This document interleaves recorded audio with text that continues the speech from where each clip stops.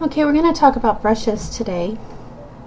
When I first learned about brushes, I always heard of it in terms of paint brushes, which is this icon right here on the toolbar.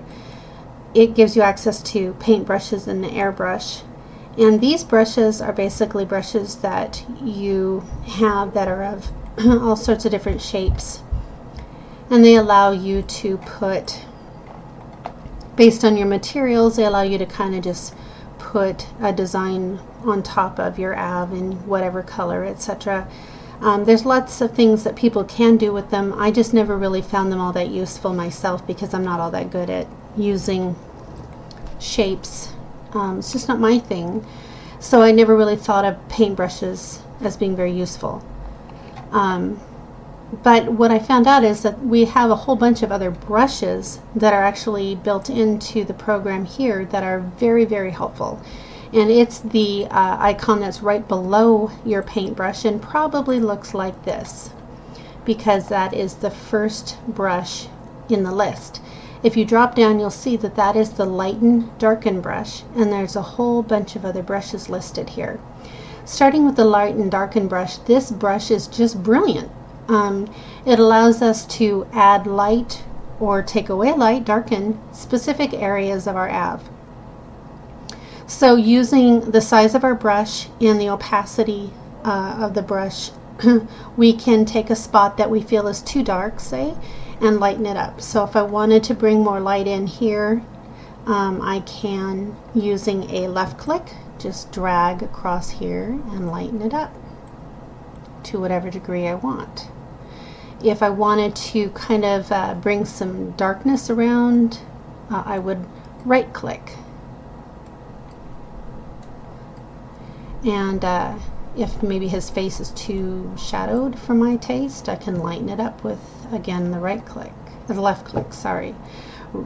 So this is a very helpful brush. I was tickled when I found it, and it really gives you a lot of ability to personalize the various areas of your av and to bring light in without having to do an adjustment to the entire av, which is what I was doing before. I used to add like a new layer, lighten the whole thing, and then go back and erase light from where I didn't want it. This is a lot more efficient. Another brush that I really like to use is the sharpen and soften brush. The sharpen and soften are really the opposites of each other. They could be combined because if you're using the soften, then the left click softens and the right click sharpens. If you're using the sharpen, then the left click sharpens and the right click softens. But using the sharpen brush, oftentimes I like to use filters that make the overall av look pretty soft. So in order to bring back some crispness to my av when I'm done, I'll go back with the sharpen brush and I'll hit areas like along seams in clothes, sometimes facial hair gently. If you get too carried away, it can be too much. And again, that's where opacity can be helpful. Like I might want to bring out the chains hanging here or the buckles here, let those bring out more.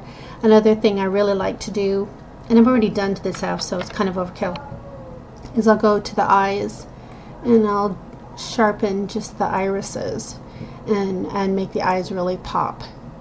So there's lots you can do with sharpen and soften. Sometimes I'll soften if there's an area that's a little, like maybe I don't really like the way it blends in, or it's a little bit iffy in the blending. I can hit it with the soften brush and help blend it in a little better.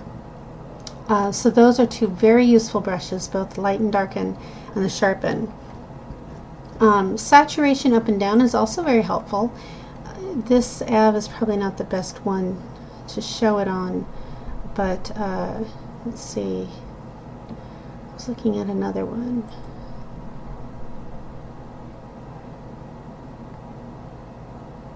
Oh, that's not one. No, sorry. I was just looking at one. I think it was this one. So like if I wanted it to be bluer, I could left click and oh, sorry, make sure you're on the right layer. It will not work on the wrong layer. and then see, I can bring that color in deeper. Conversely, if I right click, I can bring the color down, so I can nearly make it a black and white. So again, it allows you to put it where you want, and that's really helpful. Smudge and push can be useful when you're trying to blend things in, and they do just what they say. The push will just kind of shove something from one place to another, and the smudge just kind of takes it and blushes it.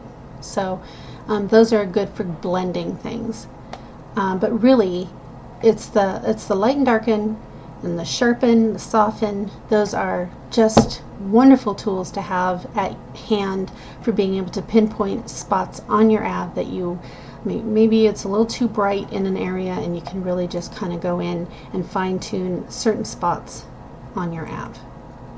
So get familiar with those and try to use them.